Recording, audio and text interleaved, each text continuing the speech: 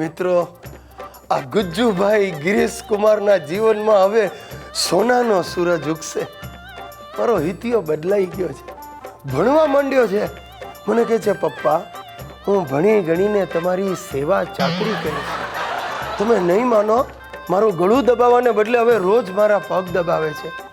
સવારે વહેલો ઉઠી જાય છે, બાજુવાળા નિરંજના બેનને મારી જેમ જ સ્માઇલ કરીને ગુડ મોર્નિંગ કહે છે. હવે મને ખાતરી થઈ ગઈ છે મારા દિવસો સુધરી જવાના.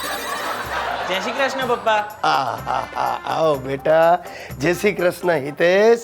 બેસ બેસ બેસ બેટા. ક્યાં ચાલ્યો? પપ્પા હું અત્યારે ટ્યુશન જાઉં છું. ટ્યુશન પછી સ્કૂલ અને સાંજે ઘેર. વાહ વાહ વાહ વાહ વાહ. બસ આમ જ આગળ વધતો રહે. હા દીકરા. પપ્પા મને આગળ વધવા માટે તમારી થોડી મદદની જરૂર છે. અરે બોલ ને બેટા, શું મદદ જોઈએ? મેં અને મારા મિત્રએ ઇવેન્ટ મેનેજમેન્ટનું શરૂ કર્યું છે, તો એમાં થોડા પૈસાની જરૂર છે. Event management?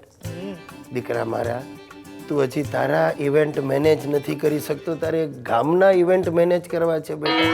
પપ્પા તમે મને અંડર એસ્ટિમેટ ના કરશો. પપ્પા અમે 2 જણાના લગ્ન કરાવી આપ્યા છે. લગ્ન? હા. કોના? મારા સર અને મારા લેડી ટીચરના. એમનું ઘણા વખતથી મેનેજ નહોતું થતું, તે અમે મેનેજ કરાવી આપ્યું. હે?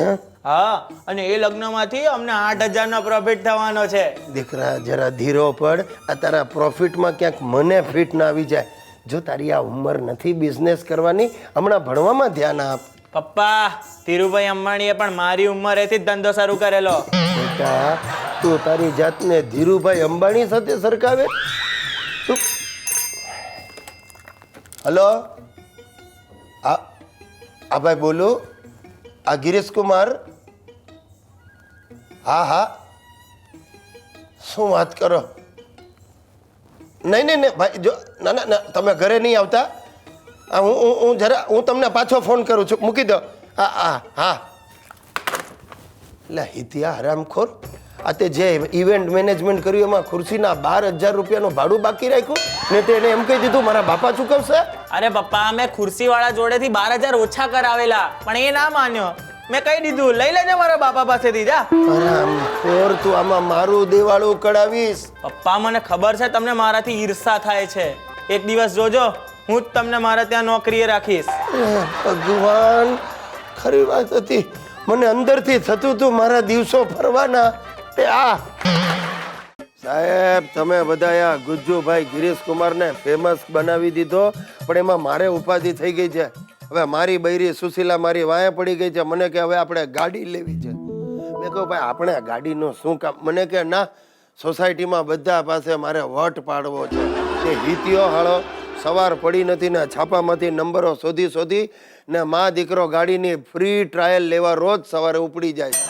એક જ ગાડીવાળાએ તો 500 ગ્રામ ચણા ને 500 ગ્રામ ગોળ પણ મફતમાં આપ્યો.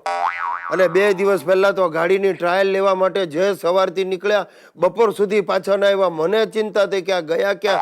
મને કે વાંધો નહીં, અમે તો મફતમાં ટ્રાયલ લેવાને બાને બધા કામ પતાવ્યા. દાણાવાળાને ત્યાં ગયા, ત્યાંથી લોન્ડ્રીમાં ગયા, છેવટે દર્શન કરીને પાછા આવ્યા. બોલો, હવે આ મારી સાસુને ગાડીની જે દીધી ખબર પડી એ માણાવદરથી અહીંયા આવી ગઈ છે કે જો સુશી, મારી ઈચ્છા છે તું પોપટી કલરની જ ગાડી લેજે. પોપટી કલરની તો કાંઈ ગાડી હોય? મારો સસરો ફોન કરીને કહે છે ગિરીશ કુમાર, ગાડી તો ઇમ્પોર્ટેડ જ લેવાય. અરે બાપના વાણ ઇમ્પોર્ટેડ લેવાય? મારો સાળો એના ભાઈબંધની સેકન્ડ હેન્ડ ગાડી મને પધરાવવા માંગે છે. એની ગાડી એની બાયડી જેવી જ છે. ધક્કા મારો ત્યારે સ્ટાર્ટ થાય ને જો બગડે તો મોટો ખર્ચો કરાવે જ છૂટકો. ને ગઈકાલે તો ઘરમાં બધા એટલું બાધ્યા, હું ત્રાસી ગયો. મેં રાડ પાડી ચૂપ થઈ જાઓ, બધાને એક એક વાહન મળી જશે, ખુશ. એટલે બધા રાજીના રેડ થઈ ગયા. મેં 4 સાયકલનો ઓર્ડર આપ્યો.